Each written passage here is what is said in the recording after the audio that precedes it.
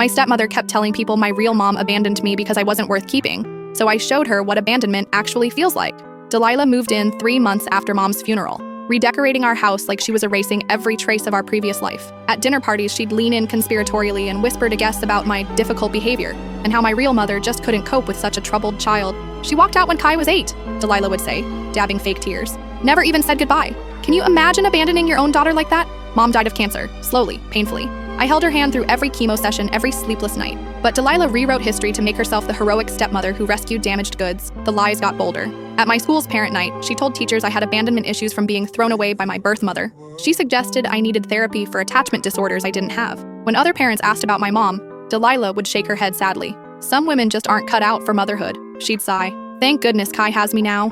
Dad believed her version. Or maybe he preferred it. Easier than admitting he'd replaced Mom before the dirt settled on her grave. I started recording everything. Her fake crying sessions, her victim performance, her lies about my supposed behavioral problems. For 3 years, I collected evidence of her psychological warfare. The breaking point came at my 16th birthday party.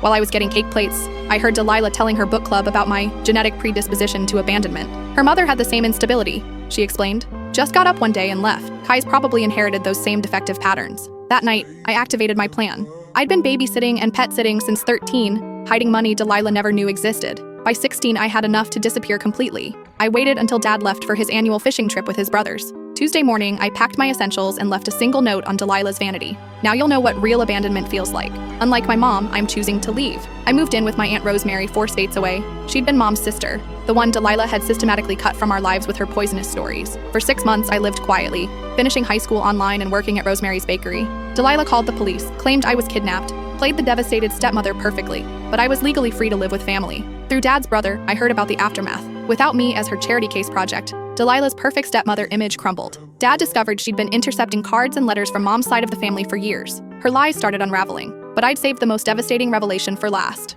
On the anniversary of Mom's death, I mailed Dad copies of texts I'd found in Delilah's phone. Messages to her sister from 2 weeks before Mom's funeral, complaining about having to wait for the cancer patient to finally die before she could redecorate. Dad called me that night, sobbing. The divorce papers were filed the next morning. Last month, exactly 2 years after I left, I received a package from an attorney. Inside was a key and a letter from Delilah, now living in a studio apartment across town. She'd lost everything in the divorce.